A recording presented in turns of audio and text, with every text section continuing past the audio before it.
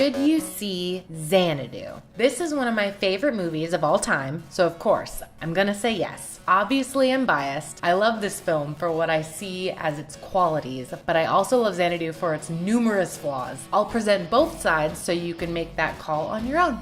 Xanadu is an Olivia Newton-John and Gene Kelly musical that was made between 1979 and 1980, and it is painfully apparent throughout the entire film. This film really focuses on what it assumes the 1980s will become, well, of course not knowing the future, as the 80s had only just begun when the film came out. The resulting mess is a whirlwind of sound, color, and aesthetic stylings overloading a very thin plot. An artist has a dream of opening a disco roller rink bar. He is visited by an incarnation of Muse from Greek mythology who offers to help him in his quest, as well as receiving aid from Gene Kelly for some reason. Things get complicated when the artist falls in love with the Muse, who is herself ageless and above humanity and nature. You're not gonna get much more in terms of character and story from this movie. This very dated, flawed film is full of plot holes and seems only passingly interested in its own characters. But hey, the visuals are insane and the soundtrack is killer. In my view, the music really makes this movie. Because of the musical artists that were a part of this film, ELO, Gene Kelly, Cliff Richard,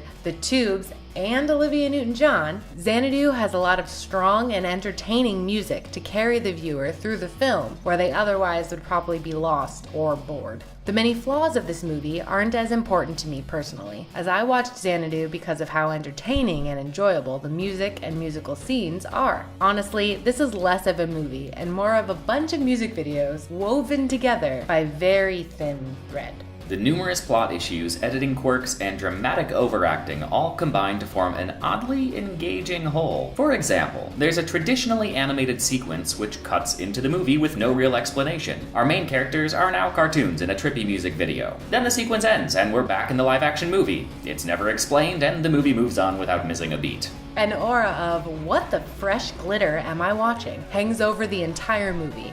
A battered VHS tape caked with LSD and hairspray. If you're the right kind of person, Xanadu's dopey sense of endearing silliness, high energy, commitment to glitz, and complete lack of interest in moving its own plot forward may make it the perfect rainy day movie to brighten your world. In my opinion, Xanadu doesn't work as a movie, but as a trippy, insane musical experience, it kind of soars. At least, it soars for a very specific kind of person. I do think you have to enjoy a select few topics to get the most from this movie. If you like musicals, 70s disco, 80s rock, vague Greek mythology, and so bad it's good style films, Xanadu may be your dream come true. For literally anyone else though, sitting through Xanadu might just be a chore. If I had to give it a score out of 5, I would personally give it a 4. In my view, it's awesome. Josh gave it a 2.5 out of 5 because he's boring. By way of second opinions, here are some aggregate scores for Xanadu. IMDb's adjusted score comes out roughly to a 2.5. Metacritic's adjusted score is roughly a 1.7. And Rotten Tomatoes' adjusted score is a 1.9.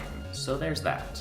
But hey, what do they know, right? Hey, thanks for watching that video. If you liked what you saw, give us a like. If you didn't, don't. We rotate through a series of shows, so there's always something new for you. We also have 2 stores. There's the Hungry Creature Boutique and the Cool People Cool Store. Also, if you like the music you heard in this episode, check out Fractal Impulse on Facebook and Bandcamp and Instagram, whatever social media, and all that stuff. Yeah, cool. Bye.